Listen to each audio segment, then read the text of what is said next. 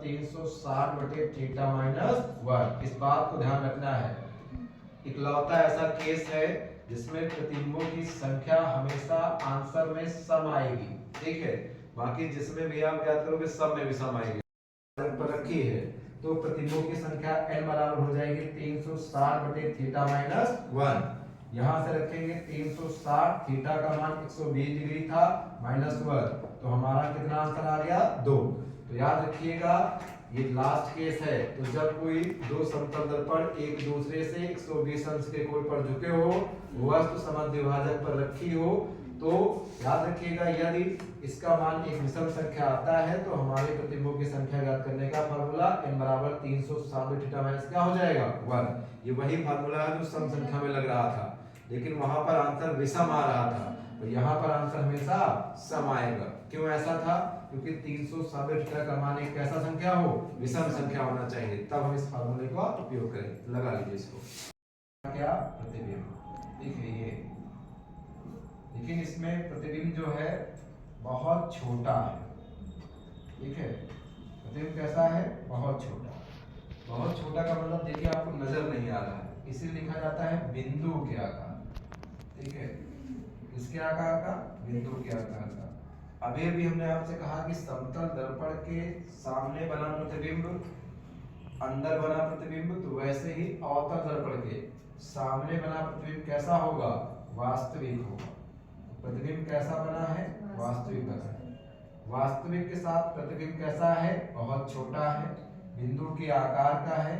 तो वास्तविक के साथ बन कैसा रहा है? उल्टा बन रहा है। तो पहला केस, जब वस्तु कहाँ है? अनंत पर है। तो जब वस्तु आपकी अनंत पर रखी होगी, याद रखिएगा जो प्रतिबिंब बनेगा बहुत छोटा बनेगा, वास्तविक बनेगा और उल्टा बनेगा तथा बिंदु के आकार का। और देखिए कहाँ बन रहा है? फोकस पर बन रहा है। तो कहाँ पर बना? फोकस पर बना, अर्थात मुख्य फोकस पर बनता है। ये मुख्य फोकस पर बनता है। तो इस प्रकार से रहा ये पहला केस प्रतिबिंब बनने के नियम का। दूसरा देखिए, दूसरे केस में अभी वस्तु को हम अनंत पर रखे थे, ठीक है। अभी हमने अनंत पर रखा था, अनंत पर अब रख चुके हैं, ठीक है। अब अनंत और वक्रता केंद्र के कहाँ रखेंगे? बीच में, ठीक है। फिर रखा हमने बीच में, तो जैसे बीच में रखा ये किरण चली यहाँ पर, पढ़ने के बाद कहाँ से होकर जाएगी? फोकस से होकर। फिर दूसरी किरण डाली यहाँ से, इस बार ये फोकस से होकर यहाँ से ऐसे जाएगी, पढ़ने के बाद ऐसे जाएगी और ऐसे लौट आएगी, ठीक है। ये लौट आई, तो देखिए यहाँ पर मिल रही है, मिली ना यहाँ पर। तो ये जहां पर दो किरणें आपस में मिलती हैं वहीं पर बनता है हमारा क्या? प्रतिबिंब। तो इस प्रकार से जब वस्तु ऑब्जेक्ट हमारी अनंत और वक्रता केंद्र के कहाँ थी? बीच में, तो हमारा जो प्रतिबिंब बना है वो फोकस और आपके वक्रता केंद्र के बीच में कैसा बना? उल्टा बना, ठीक है। उल्टा के साथ कैसा बना? वास्तविक बना। वास्तविक के साथ उल्टा बन रहा था और कहाँ बना? फोकस और वक्रता केंद्र के बीच में। लेकिन आप देख रहे हैं वस्तु हमारी इतनी बड़ी थी, प्रतिबिंब हमारा थोड़ा सा छोटा बना। तो प्रतिबिंब जो बनेगा वो हमारा वस्तु से क्या होगा? छोटा। तो प्रतिबिंब वस्तु से छोटा, ठीक है। तो ये रहे आपके दो केस। पहला केस जब वस्तु कहाँ पर है? अनंत थी, वक्रता के, ये बहुत पेपर में आता है, याद रखिएगा। सबसे ज्यादा पेपरों में इसी को पूछा जाता है कि जब वस्तु वक्रता केंद्र पर हो, तो याद रखिएगा आपका प्रतिबिंब जो हो, इमेज जो है, प्रतिबिंब भी कहाँ बन रहा है? वक्रता केंद्र पर बन रहा है, ठीक है। ये वक्रता केंद्र पर बन रहा है। दूसरी बात, जितनी बड़ी वस्तु थी उतना ही बड़ा क्या है? प्रतिबिंब है। तो याद रखिएगा वस्तु प्रतिबिंब, जो आपका प्रतिबिंब है वो वस्तु के बराबर बनता है। प्रतिबिंब वस्तु के बराबर बनता है, ठीक है। अब देखिए कैसा बना है? वास्तविक बना। तो वास्तविक बनेगा, वास्तविक के साथ कैसा बनेगा? उल्टा बनेगा। तो याद रखिएगा जब भी वस्तु वक्रता केंद्र पर रखी जाएगी अवतल दर्पण के केस में, तो प्रतिबिंब भी कहाँ बनता है? वक्रता केंद्र पर बनेगा, वस्तु के बराबर बनेगा, वास्तविक और उल्टा बनता है। तो इस प्रकार से ये केस पेपर की दृष्टि से सबसे महत्वपूर्ण है, याद रखिएगा कि जब वस्तु वक्रता केंद्र पर रखी हो तो प्रतिबिंब भी कहाँ बनता है, वक्रता केंद्र पर बनता है, वस्तु के बराबर बनता है। तो ये वाला केस है जो पेपर में पूछा जाता है, ठीक है। इसके बाद तो आपने देखा कि जैसे जैसे वस्तु को हम दर्पण की ओर लाते जा रहे हैं प्रतिबिंब हमारा दर्पण से दूर हटता जा रहा है, ठीक है। अब अगला केस अनंत पर रख चुके, अनंत और वक्रता केंद्र के बीच रख चुके हैं, वक्रता केंद्र पर रख चुके हैं। अब की बार रखेंगे वक्रता केंद्र और फोकस के बीच, देखिए इधर, ठीक है।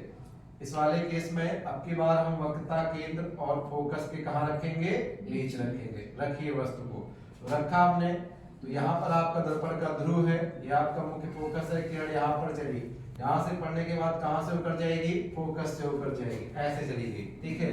दूसरी किरण फिर यहीं से जाएगी, ठीक है, यहीं से इसको जाएगी कहाँ से, फोकस से होकर ऐसे, ठीक है, ये यहाँ ऐसे जाएगी, जाने के बाद ऐसे चली जाएगी, चली गई। अब की बार देखिए यहाँ कहीं मिल रही है ना, यहाँ पर क्या था आपका, अनंत था। तो अब की बार तुमने देखा कि जब वस्तु को हमने वक्रता केंद्र और फोकस के बीच रखा है तो हमारा जो प्रतिबिंब प्राप्त हो रहा है वो अनंत और वक्रता केंद्र के बीच प्राप्त हो रहा है। कैसा प्राप्त हुआ, अब की बार देखिए वस्तु इतनी बड़ी है तो प्रतिबिंब थोड़ा हमारा बड़ा नजर आ रहा है। तो प्रतिबिंब सबसे पहले बिंदु के आकार का था, अभी भी छोटा था, अब उसके बराबर था, अब उससे बड़ा हो गया।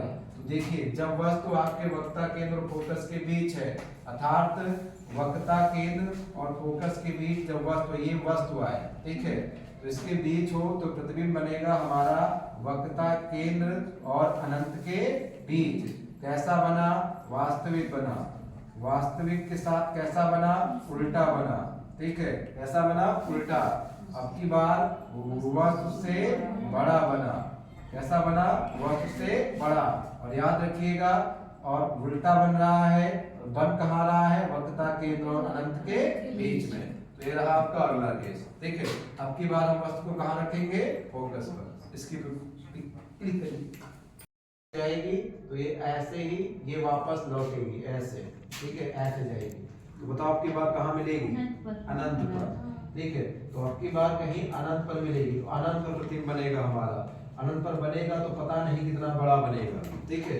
तो जब वस्तु कहाँ है, फोकस पर, तो वस्तु अगर आपके मुख्य फोकस पर है तो याद रखिएगा जो आपका प्रतिबिंब है वो कहाँ पर बनेगा, अनंत पर बनेगा। अब की बार प्रतिबिंब कैसा बनेगा, वस्तु से बहुत बड़ा, ठीक है, याद रखिएगा वस्तु से बहुत बड़ा। और कहाँ बना, अनंत पर बनेगा, बनेगा कैसा, वास्तविक, ठीक है, और कैसा, उल्टा।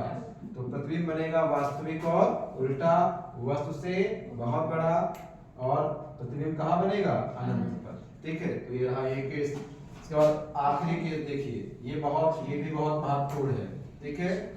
अब की बार वस्तु जो है, ठीक है, वस्तु जो है आपके फोकस और ध्रुव के कहाँ रखी जाएगी, बीच में रखी जाएगी, ठीक है। किरण यहाँ से चलेगी, ऐसे जाएगी, ऐसे जाने के बाद सेम ऐसे फोकस से होकर जाएगी। दूसरी किरण फिर यहाँ से जाएगी, ये ऐसे जाएगी, इसके बाद ये ऐसे आगे बढ़ा देंगे आप, ठीक, इसको आगे डैश बढ़ा दीजिए ऐसे, ठीक है, ये तो यहाँ कहीं जा करके ऐसे मान लीजिए ये, ठीक है, इस प्रकार से यहाँ कहीं मिलेंगी। तो देखिए डॉट डॉट के द्वारा हमने मिलाया है, तो हमने आपसे कहा है कि ये प्रतीत हो रहा है, वास्तव में नहीं मिल रही है। अभी तक था किरणें वास्तव में मिलती थी, अब किरणें मिलती हुई प्रतीत होती है। तो जहां मिलती हुई प्रतीत होती है तो उनको ऐसे हमने मिला दिया, तो अब यही जहां से मिल रही है इसी को बन गया है आपका क्या, प्रतिबिंब। तो हमने देखा कि जब वो वस्तु आपकी फोकस और ध्रुव के कहाँ है, बीच में है, तो हमारा प्रतिबिंब बन गया है दर्पण के पीछे। कहाँ बना है, दर्पण के पीछे बना, ठीक है। ये आपका अवतल दर्पण था और प्रतिबिंब दर्पण के कहाँ बना, पीछे। पीछे जैसे ही बनता है तुरंत बन जाता है अब कैसा, आभासी। हमने आपसे कहा है कि दर्पण के अंदर बनता है तो आभासी है, दर्पण के सामने है तो वास्तविक है। तो आभासी बना। अब देखिए वस्तु भी सीधी है और प्रतिबिंब भी कैसा है, सीधा है, तो आभासी के साथ प्रतिबिंब कैसा बना, सीधा बना, ठीक है। देखिए वस्तु इतनी बड़ी है, आपका प्रतिबिंब इतना बड़ा है, तो प्रतिबिंब होगा वस्तु से क्या बड़ा। ठीक है, प्रतिबिंब कैसा बना, वस्तु से बड़ा बना, और कहाँ बना, दर्पण के पीछे। तो इस प्रकार से ये रहे अवतल दर्पण के प्रतिबिंब बनने के नियम। ठीक है, अब सबको हम इकट्ठे लिखते हैं।